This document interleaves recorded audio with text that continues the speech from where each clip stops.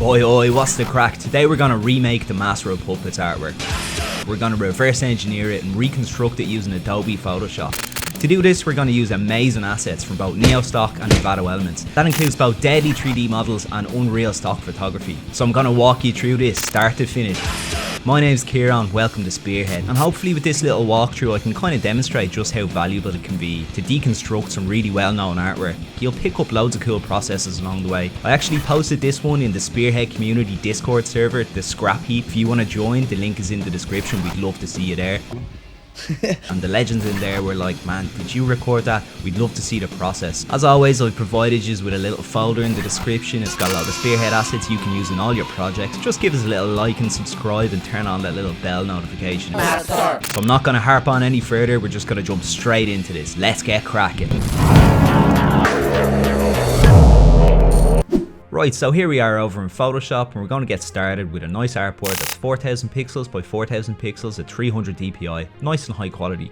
We're then going to start taking out our stock photography that we're going to use for the background, and I'm going to use this image of a nice green field with blue sunny clouds. We're going to just go into select and click sky to delete that. Now I've got this really cool looking red vibrant sunset, because in the puppets artwork the sun is casting this mad orange glow over the graves and it looks amazing. Now I've gone in and I'm using these two 3D assets that I got off Envato Elements of two kind of Puppet Master looking hands. I'm just going in and cleaning the shadowing around the edges by using Refine Edge just to tidy them up a bit. I've also gotten these cool crucifix gravestones that are 3D assets off Envato as well. And although these are a little bit dirtier than the polished marble of the Master of Puppets artwork, I think I'm going to be able to work with these and maybe kind of clean them up a bit. As you can see, I'm playing with my free transform here, pulling out the horizontal width of these layers. Then I merged them onto one layer and I just cut off the bottom real roughly, after which I pull out the perspective on the bottom of the crosses just to line them up with the composition of our overall image. Now I've gotten these really nice kind of textures from Envato of different types of marble. I'm going to make a selection of our cross layers on the bottom, and then I'm just going to select inverse and delete the outside, so I'm just leaving the marble over the crosses themselves. After which I use hard light as a blend mode, then drop the opacity to about 70%. Then I go into my cross layers and I start playing with my levels just to kind of drop a bit of that grit, so you can see the 3D edges of the crosses themselves popping through the marble texture. After this I merge them together and I've got a nice triple cross layer here which I'm going to start duplicating, and I'm going to start pinching in the perspective. This way it'll give our grit perspective that really natural sort of feeling, and it'll look like they're fading into the distance, into the horizon. And considering this only took me like an hour and a half one morning to warm up, I realised at this stage I'd made a huge mistake. It was at this moment that he knew. So what I should have done is I should have made a row of 5 crosses and done the same thing with duplicating and pinching in my perspective, and that would have filled in the 2 edges here, which you can see it's not really working. So what I'm going to try do is nip tuck the 2 rows in on the left and right hand side a bit to fill in the background, but I'm going to use a nice vignette to kind of like cover them up a bit and cover my tracks a bit. And after they're looking nicely lined up, I throw a soft inner shadow on them. So as you can see, that wasn't ideal, but with a little bit of farting around I kind of managed to salvage it. Don't be like Huion, be smart. Now that I have my crosses lined up, I'm going to start putting in the detail. So I basically have these nice 3D assets of a kind of Vietnam looking helmet and some sort of US Marine looking dog tags. And I want to make it look like they've been draped over or hanging on the crosses themselves. So to do this, I'm going to select the layers of the crosses below. Then I'm going to delete parts of our helmet and our dog tags layers to kind of make it look like they're sitting over them, if you get me. Gonna put a little bit of drop shadow on these 2 layers as well, just to give it a little bit more of a photographic feel. Now, as I said in the beginning, the puppets artwork looks really kind of messy. It looks like the caretaker hasn't really been cleaning much of these gravestones or cutting the grass. So I'm gonna go for a real wild and overgrown looking field here. And to do this, I'm gonna use the NEOSTOCK Tree and Foliage pack. It's absolutely deadly. And yes, I said foliage, not foliage. That's what I said! Foliage! So head on over to NEOSTOCK and grab this full bundle. It's like 350 amazing assets for dirt cheap. You can use them in any project and they really will get you out of a pinch. Can't recommend them enough. As I said before, heavy metal designer's dream. So check out my links down in the description if you want to get yourself some cool stuff and help me out with a few shekels in the meantime. So you can see here I'm using all sorts of grasses and bits and bobs from this pack just to really busy up the grass here. I know we've got like a photograph down, it doesn't really have that like real kind of feeling to it. So what I'm going to do is I'm going to keep building up these NEOSTOCK PNGs, going to have them popping over and under the gravestones to really make it look like this was overgrown. I'm then going to drop the saturation on my vibrant green layer. I'm going to play with my blend modes a bit just to get this all sandwiched together and looking delish. It's at this stage that I'm going to start nip tucking, pushing my assets around and just really getting the composition nice and solid. Now what I've done is I've used my color dropper to take some of the red from the sky, and I've just used a soft brush to kind of draw over the top.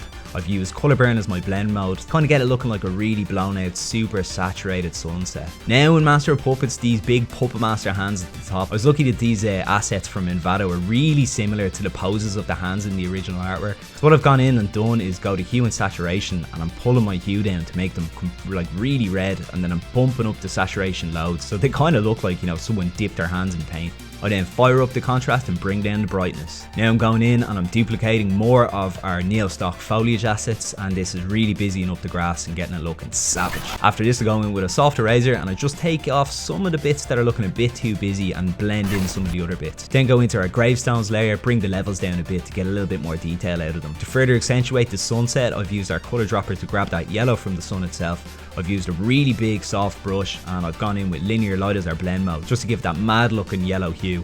Then gone in and gotten our cool clouds photo again. I've thrown that in again and used multiply as our blend modes to give it more clouds in the composition and make it more like the original. Then with a little nip tuck, some glows here, some shadows there, I think it's time to start throwing in the puppet strings. I'm thinking like, how will I do this and how will I do this quickly? So I opted to go into Envato Elements and get a few like electricity pole wires, nice different 3D assets that I've spun around in different ways and downloaded in different angles. Gonna use these as our Puppet Master strings, and I'm gonna use warp and perspective and liquefy and every kind of trick in the book to get them looking like the real deal. To also provide a bit of a glint on the wires themselves and make it look like this sunset's really gleaming off them, I go in and put a little bit of bevel and emboss on the strings. That'll provide them with a tiny bit of a highlight that should bring it to the next level. As you can see here, it's just a case of rinse, repeat, you know, copy and paste, kind of warp and liquefy things to get the strings coming out of the fingers and attaching to the gravestones themselves. This was all by eye. As I said, I wasn't really using the original artwork as too much of a reference here. I was just trying to capture the same feeling, so I blasted through this pretty quick. Rough and ready.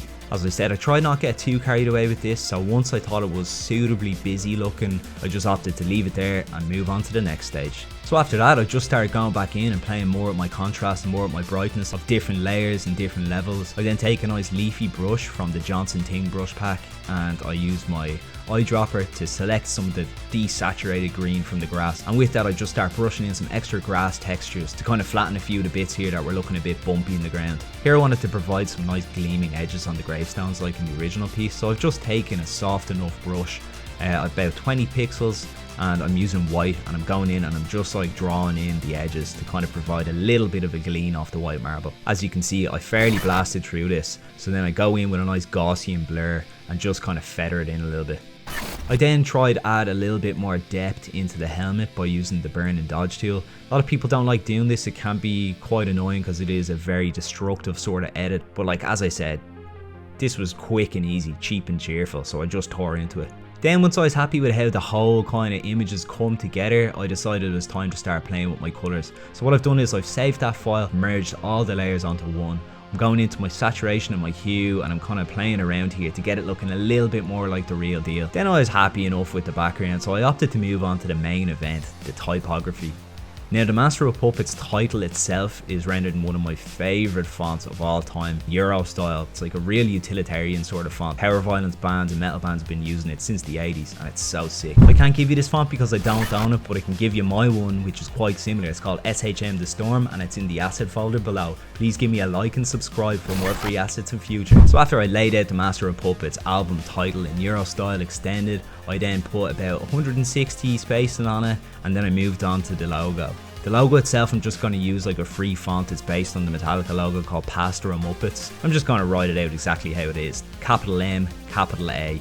You know, nice hierarchy in the letter forms there.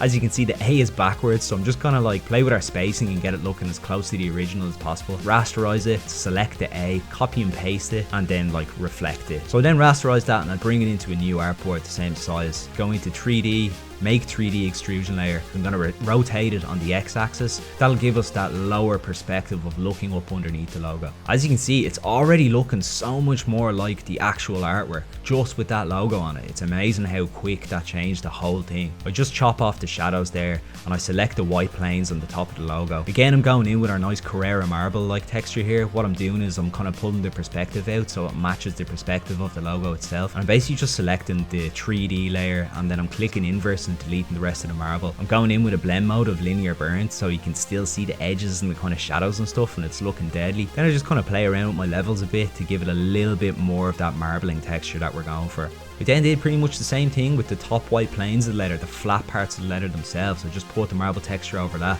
Then all that was really needed there was a few quick internal shadows, you know, inner shadow, just to kind of give it a little bit more depth and make it look like the thing is actually hewn out of rock. Then I gave the top plane of the letters a drop shadow to provide more 3D depth to the whole logo. After this, I basically just went in and played with my brightness, played with my contrast and my different layers, and was happy out with that, so it's texturing time. Gonna go in here and I'm gonna use one of my nice new Spearhead paper textures, and that'll hopefully give it that really nice 80s kind of record cover print effect, you know, that sort of cardboard texture, nice and damaged. Then I used another Spearhead paper texture just to provide a little bit of like black grit to it, and that was looking the business. I'm then going to go into our camera raw filter here, and I'm just going to play with my different values like saturation, vibrance, you know, put a bit of texture, a bit of noise on it, increase the clarity, dehaze, and put a big heavy vignette on it. Now I'm basically just going around cleaning up things. I'm using my burn tool to provide heavier vignettes here and there, put a little bit of a drop shadow on the Metallica logo so it pops a bit more. I hate saying that. Make it pop. Ugh. And then I start playing with some Gaussian blur along the horizon just for a real photographic depth of field. And I did this by going into our blur gallery and I'm just putting like a point of blur at the horizon there, a point of really sharp contrast on the front cross and some really sharp contrast on the sky. And that'll just give that, you know, depth of field that the camera lens itself is only picking up the crosses in the foreground and the rest of the background is fading away. After darkening the horizon a little bit and then playing around with my color grabber and changing the yellow so it was a little bit more kind of natural looking, I thought it was looking pretty delish. So then I'm just going to go into my lens correction here. I'm just going to play with my RGB values a little bit to give it that sort of chromatic aberration around the edges, and that'll just really bring it to the next level. And with that, I was done. So donezo. That was good crack, wasn't it? Like, you know, I love doing that. I love breaking things down and building them back up and figuring out a few processes along the way. And also using a few tricks and tips that I don't really get to do in most of my commission work. So it is a great way to get warmed up in the morning. You really hit the ground running that way. So as always, if you enjoyed that, give me a like and subscribe and share this with your friends. You know, these tutorials do take a long time, but I love making them. And I'm loving the community that we're kind of building together here. And as I said, please feel free to join the Scrap Heap. That's the Spearhead Community Discord server. You get to see loads of good stuff in there, a few little behind the scenes things, and you get to meet a load of savage artists, designers, musicians, just great people in general. Really good fun, loads of good chats. So yeah, let us know if you have any questions, shoot in the comments, and I'll see you in the next one. Peace out.